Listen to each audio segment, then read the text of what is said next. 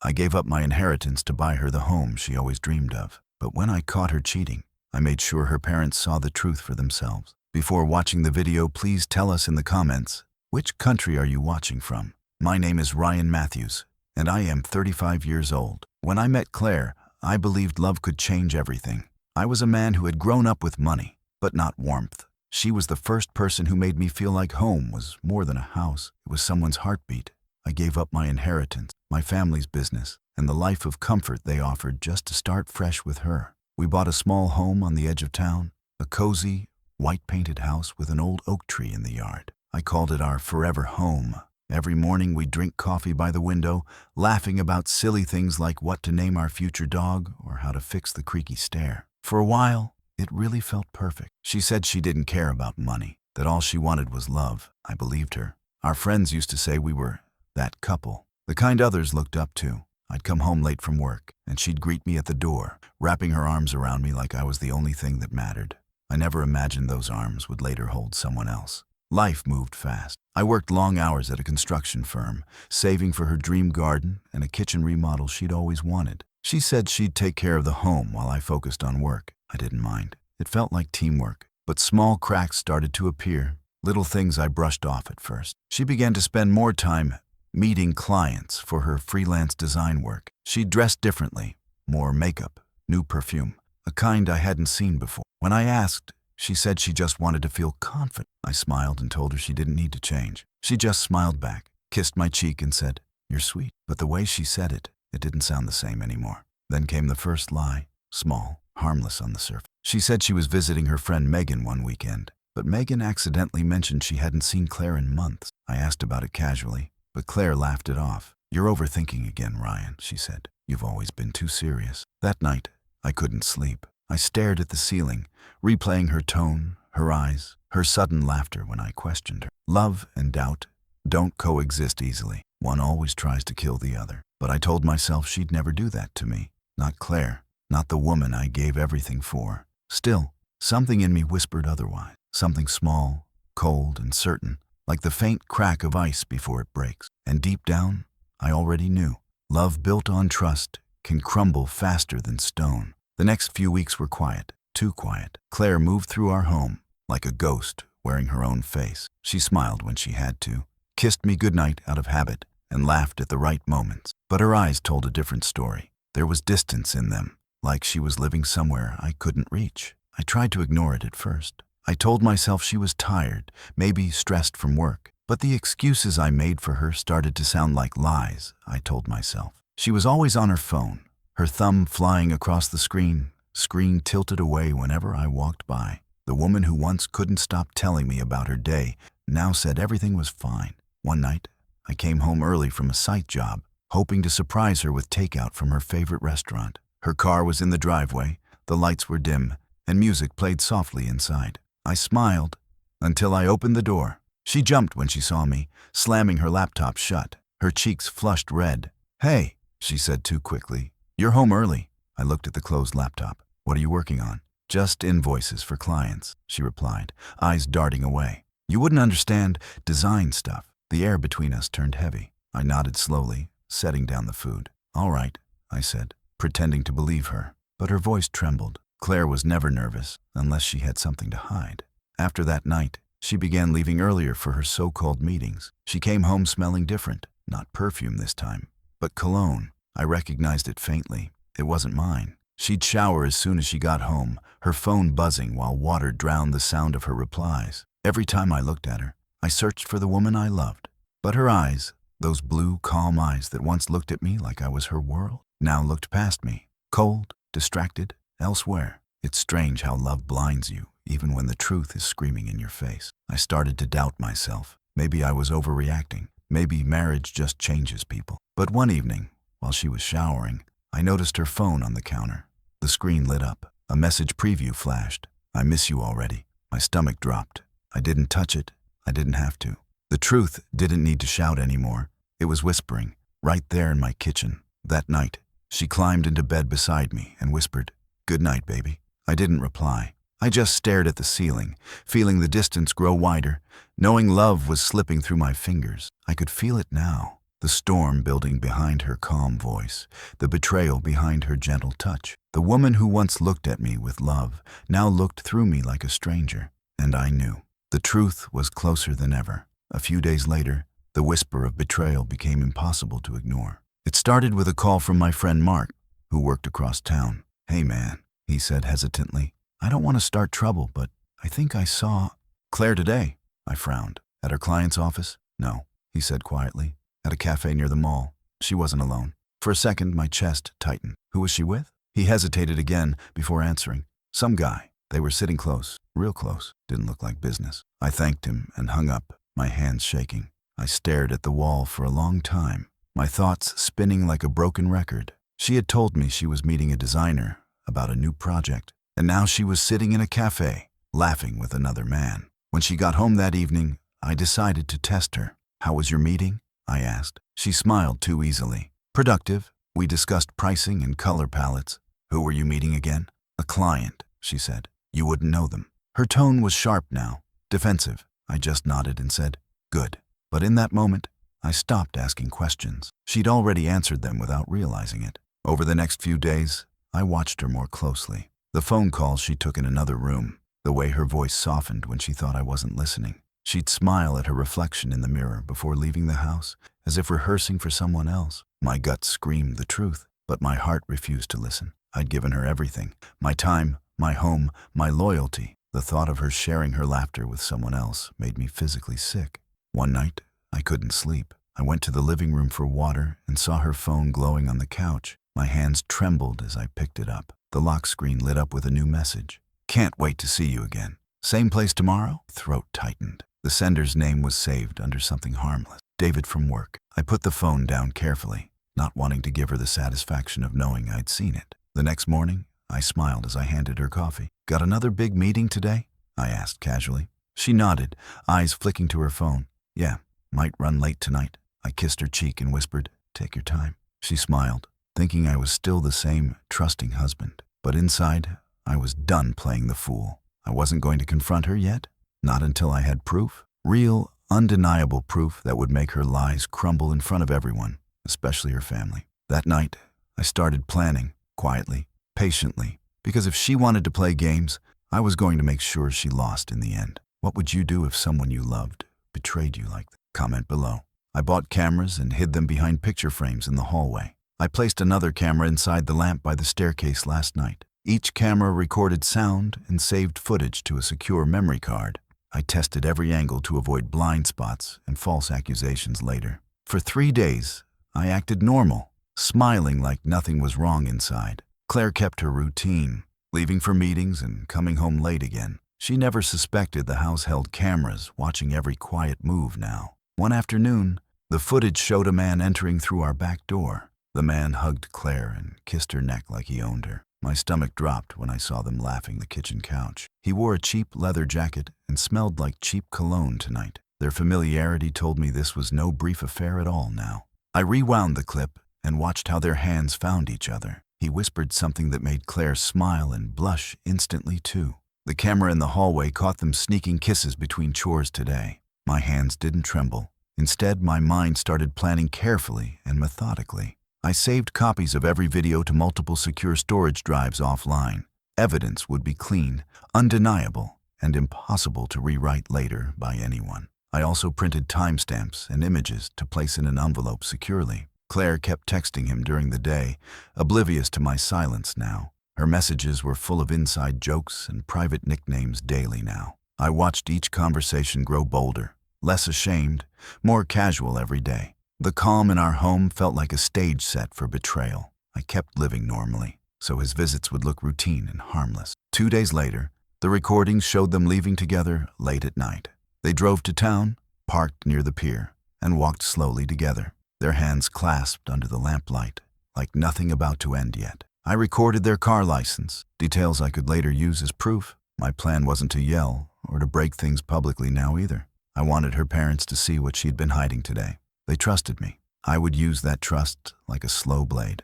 I called her mother last week under a simple pretext again today. She sounded warm and eager to reconnect over dinner this coming week. I invited both her parents using a casual tone and fixed a date. Claire believed it was a family reunion, nothing more than pleasant gossip. Meanwhile, I prepared the footage, the timestamps, and printed frames carefully hidden. I placed them in an envelope labeled Family Photos, lips sealed quietly. On the appointed evening, their faces shone with mild surprise and pride.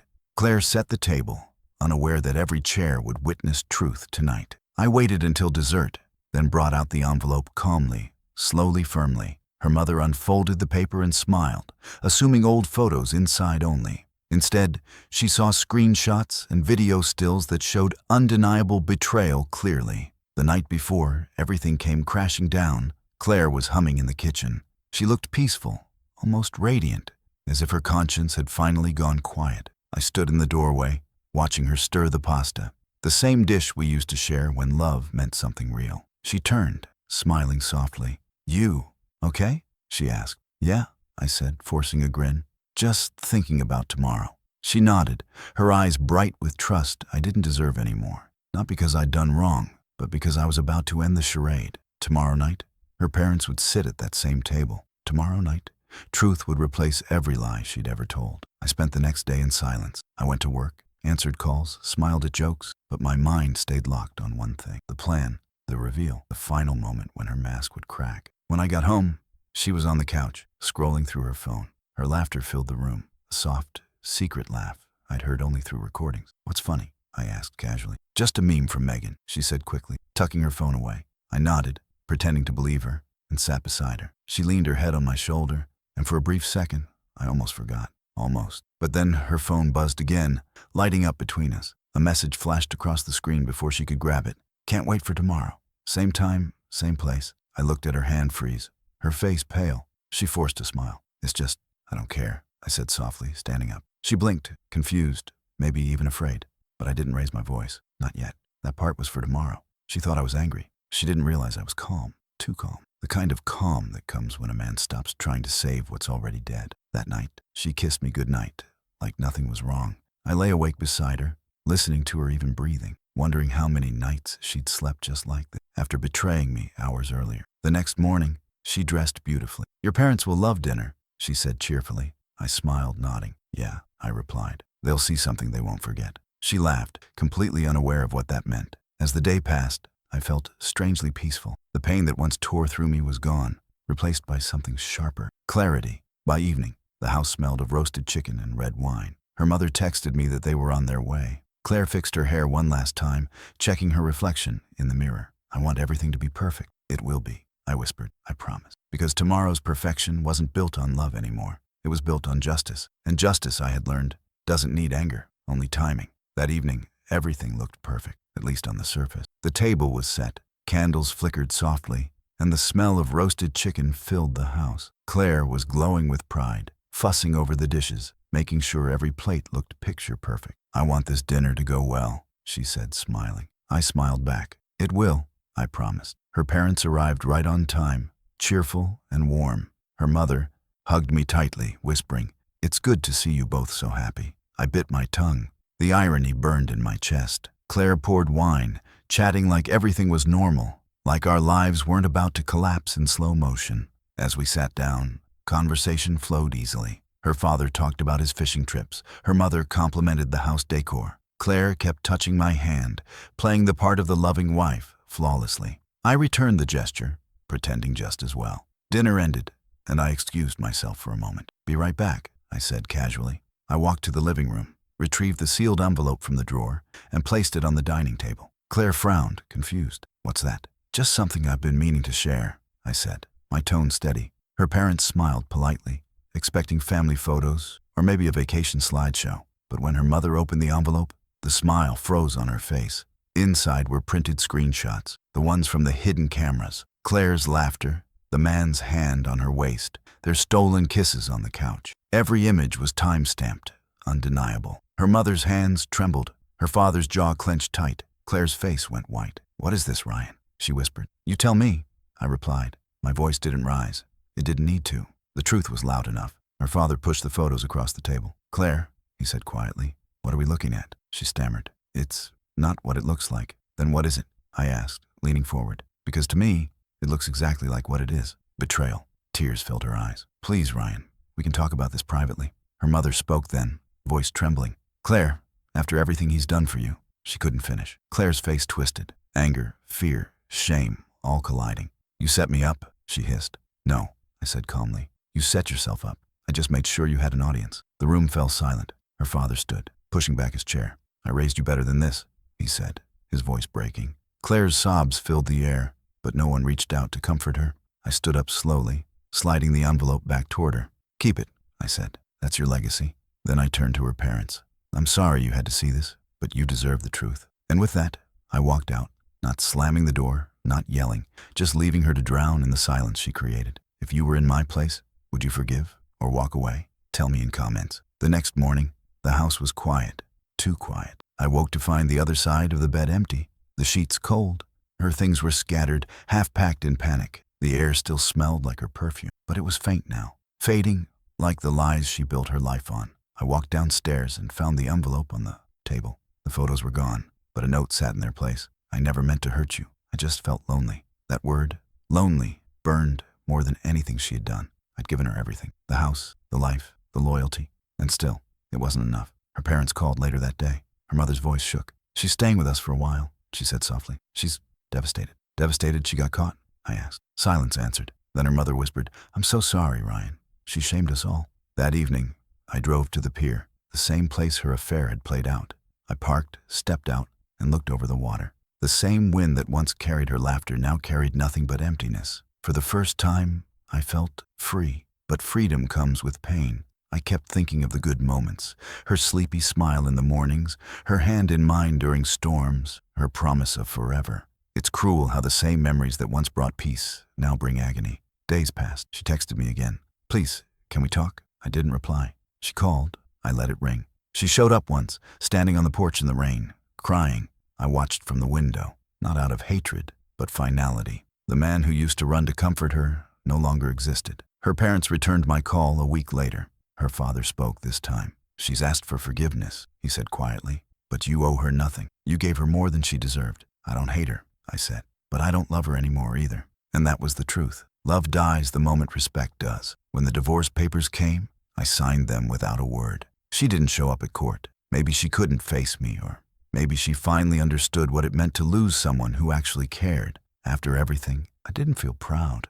Revenge wasn't sweet. It was heavy, necessary, and final. She was left to face her shame, not because I ruined her, but because she ruined herself. The night after the divorce was final, I stood in the kitchen, the same place her betrayal began, and poured myself a drink. For the first time in years, I felt peace. The storm was over, and all that remained was silence and freedom. Months passed, and the wounds began to close. Not quickly, not perfectly, but enough to breathe again. I stopped waking up expecting her beside me. I stopped checking my phone for her messages. Slowly, I learned to live in the silence she left behind, and somehow it became my peace. I renovated the house, painted the walls, sold the old couch where she and that man once sat. I replaced the framed wedding photos with pictures from hiking trips and friends' barbecues. Every nail, every stroke of paint felt like reclaiming my life, one piece at a time. Her parents reached out once more. They invited me for dinner, not with her, but just to say thank you. Her father said, "You handled things with dignity most men wouldn't have."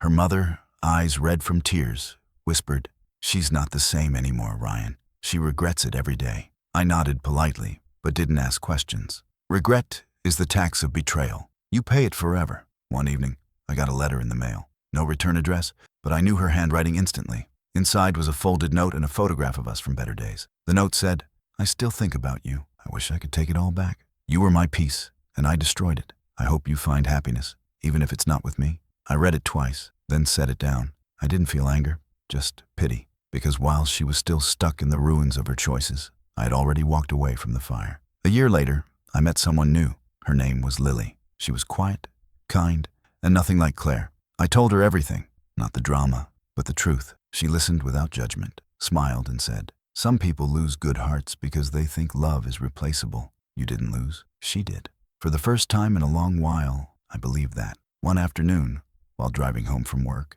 I passed the same cafe where Claire once met her secret lover. I glanced through the window and saw her there, alone, older, smaller somehow. Our eyes met for just a second. She tried to smile, but I didn't stop. Some ghosts don't deserve resurrection. As the sunset spilled across the sky, I realized revenge had never been about humiliation or anger. It was about reclaiming my peace, proving that betrayal doesn't define you, it refines you. Claire destroyed what we had, but she also freed me from the illusion of love built on lies. And that, to me, was the real reckoning. This is how my wife betrayed me. Should I forgive or move on? Tell me in comments. If this story hit home, don't forget to like, share, and subscribe, because sometimes healing is the best revenge.